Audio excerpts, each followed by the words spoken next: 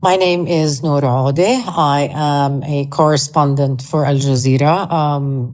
Been there since the first bulletin first aired in 2006. Incredible.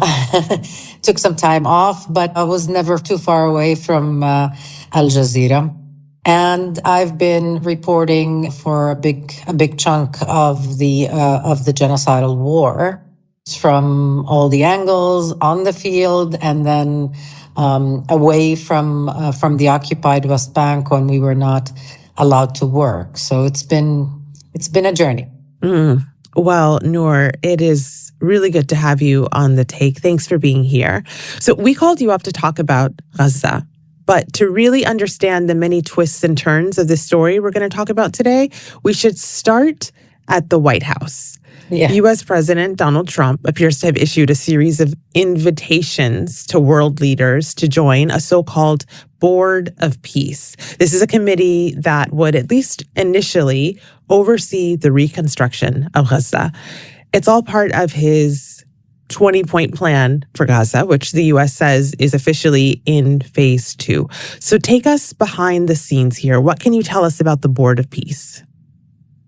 Well, the Board of Peace looks and feels at this point a lot like the Trump presidency. It is all over the place.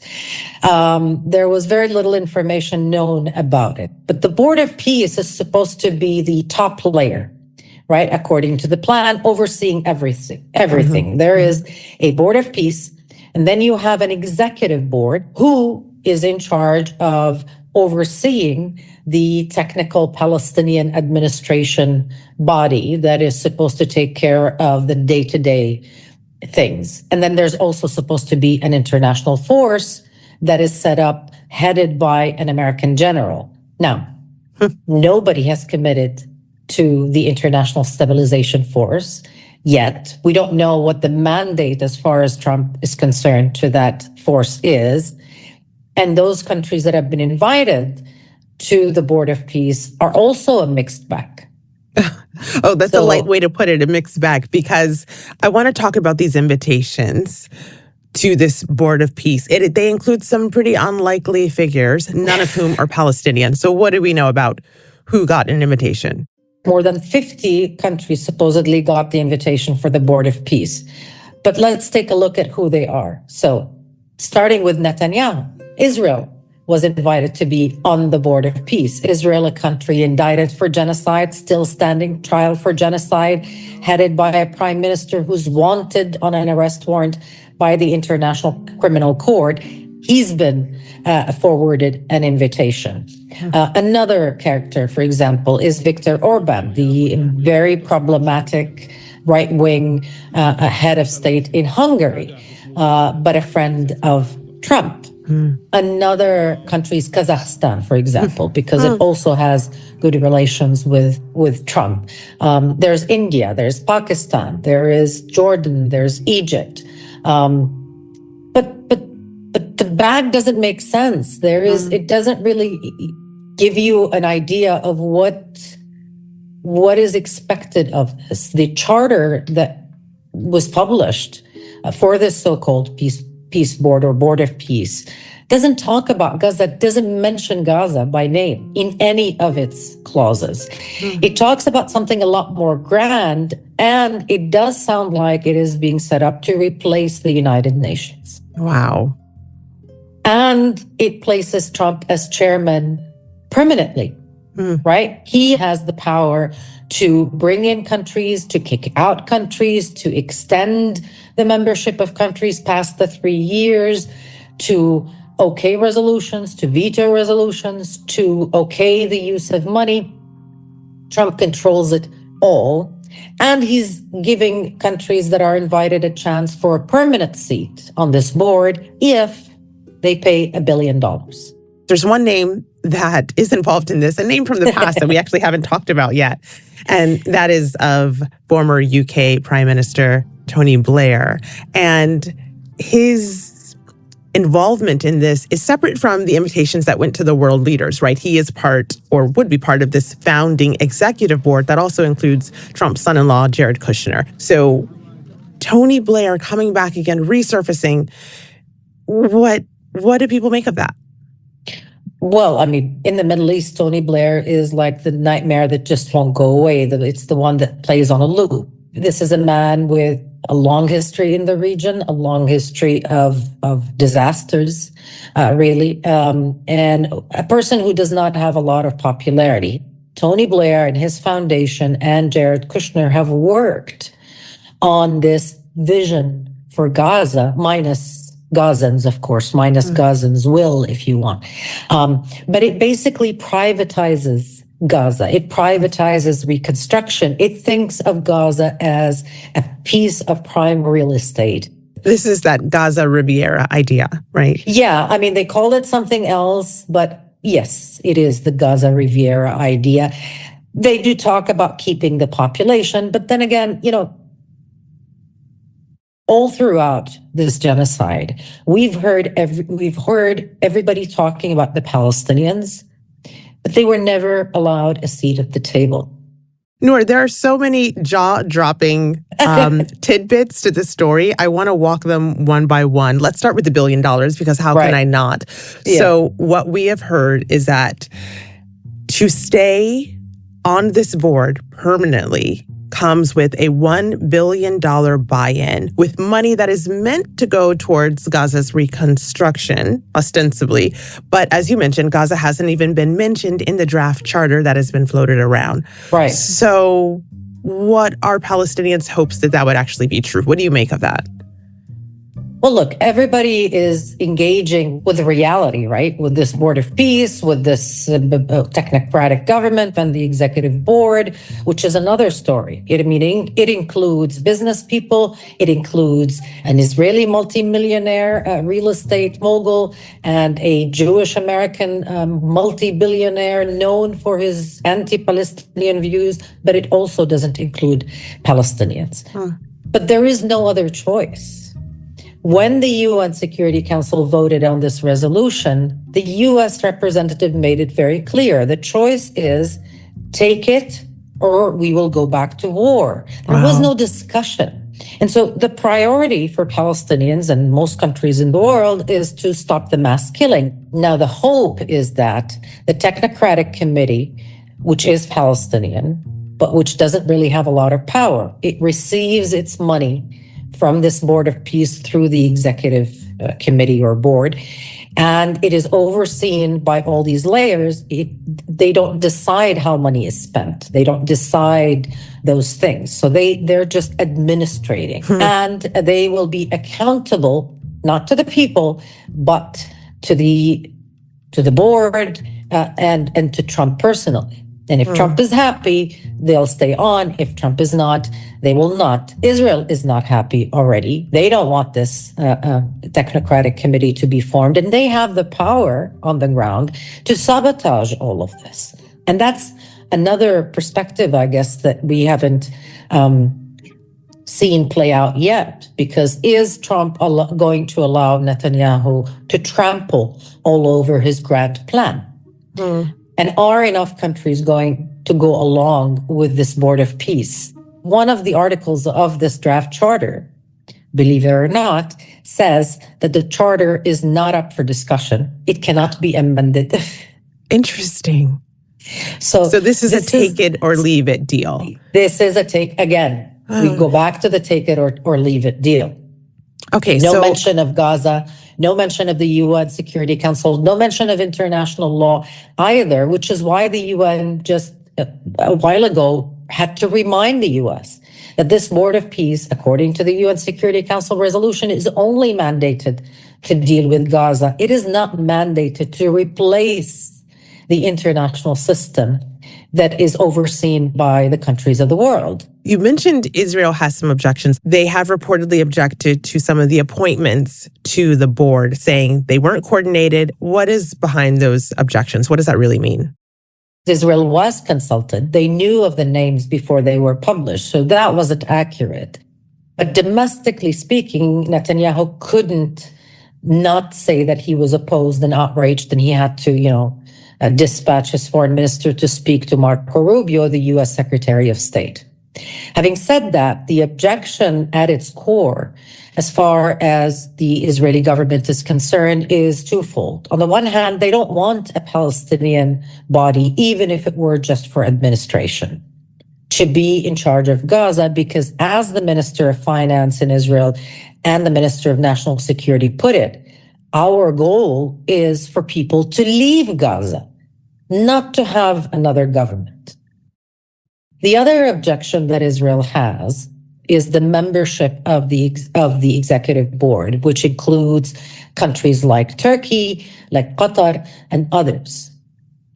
And Israel seems to think that it can veto whoever is on this board. And the Americans, at least for now, have said, no, you cannot veto the membership. But I would caution against optimism as far as the, Americans not consulting or not really caring about Israel's veto, because what we've seen in phase one is that even though the Americans were talking about progress on the ground, the Israeli government got to do what it wanted. The implementation of phase one, the entry of aid and so on, had almost no effect.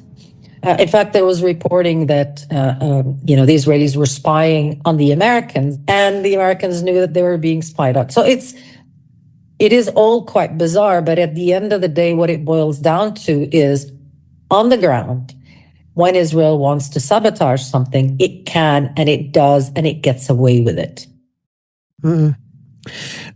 Noor, you mentioned the fact that Palestinians do not have a seat at the table. So I want to talk about the day-to-day running of Gaza under this plan will fall to a Palestinian body, a technocratic committee led by someone named Dr. Ali Shath. He's a Palestinian civil engineer. He gave an interview recently with Basma Radio, a local station in the occupied West Bank, and he laid out how he sees the rebuilding of Gaza unfolding. The first phase was urgent aid. We provided them with all the necessities of life in a dignified way. The second phase is the recovery phase, which would take about 2 years or a year and a half. In this phase, they will begin to repair and rehabilitate the infrastructure and essential facilities needed to restart economic and public life for the Palestinian citizen in the Gaza Strip. And the third phase is the reconstruction and redevelopment phase. Noor, you've been in the West Bank for a long time covering it. Who is Ali Shath? What do you know about him? And what should we know? Well, Dr. Ali Shath is someone with a lot of experience within the Palestinian Authority. He was deputy minister. He's an engineer, but he also has background in work with development, right? He has a lot of access to civil society and to international donors, to countries and international organizations. So in that sense, he's quite well connected, right? But I think it's important to realize that despite all the optimism that we heard from Dr. Ali, which he needs to present to the public, the Palestinians understand that it's really not up to Dr. Ali how this goes. Because at the end of the day, all the crossings, all the material that needs to enter through those crossings are not under his control. The funding is not up to him, but whatever comes in will be controlled by a fund that will disperse the money to this administration. So there are so many limitations. Now, he has a vision of how this, rehabilitation and reconstruction can happen. And that vision makes a lot of sense. It is very methodical. It's very professional. You talk about immediate relief and then, rehabilitation, reconstruction, and then development. But in order for those things to happen, a lot of countries need to chip in. That's number one. Number two, Israel needs to withdraw, because that should happen as well in phase two.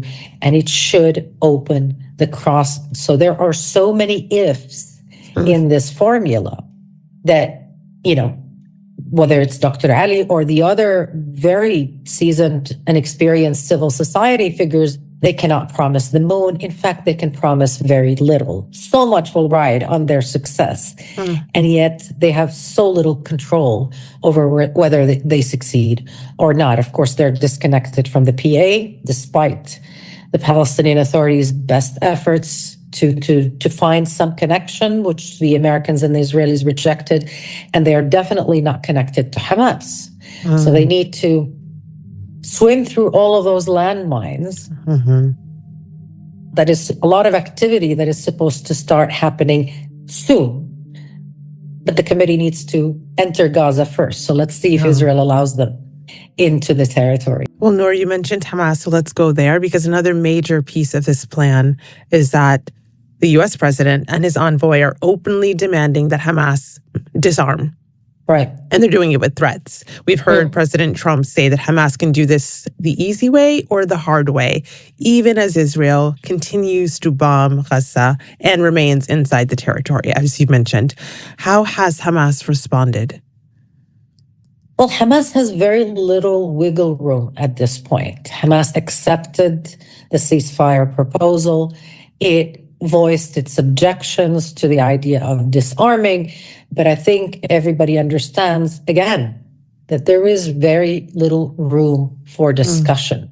So the burden right now on Hamas not to do anything to give Israel an excuse is huge.